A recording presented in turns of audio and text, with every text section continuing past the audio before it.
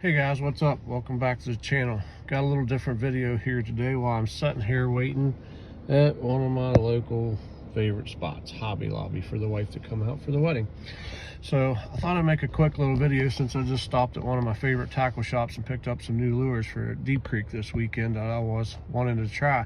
Thought maybe you guys would like to take a peek and see what I bought. I'm just going to reach into the bag here and pull one of the first ones out. First one I got that I picked was a KVD Splash topwater. I was using a black popper this past weekend, doing really good on smallmouth. Like the little smaller version, and I definitely like the feathered treble. Second one is a Missouri pop.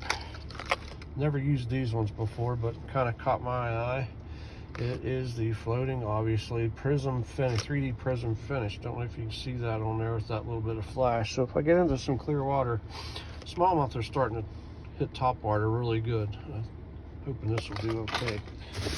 Next, I got a new set of split ring pliers. Reason I got these, I will show you in a later video, a trick that I love for whopper ploppers to help you lose less fish. So stay tuned for that video. Next, been seeing this lure for quite a while hanging in there. Finally, I just pulled the trigger and bought the thing.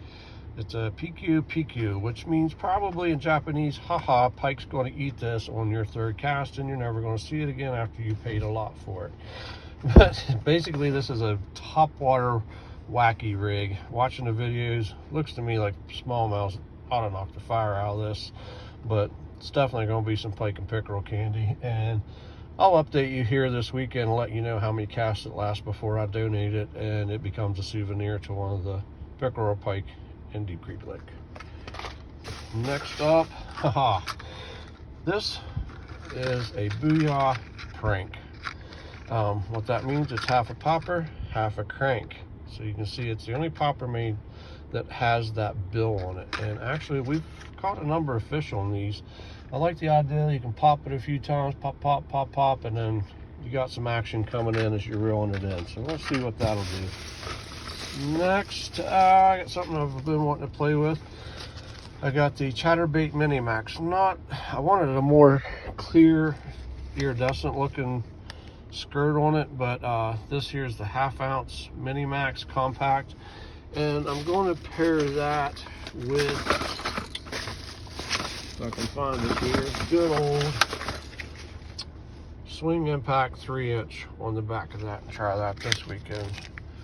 So definitely like small spinner baits for Deepcreek, seeing as this cooler weather is coming in at 42. Definitely think it qualifies as cooler weather. Got another one of the Missouri pops, prism finish. This one caught my eye. It's in a perch pattern. I've been seeing a lot of small perch fry, and can't go wrong with the perch pattern on Deepcreek.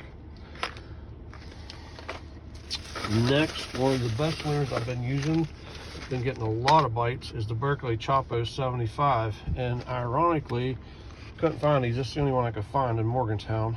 And the what's called Maverick, the black collar.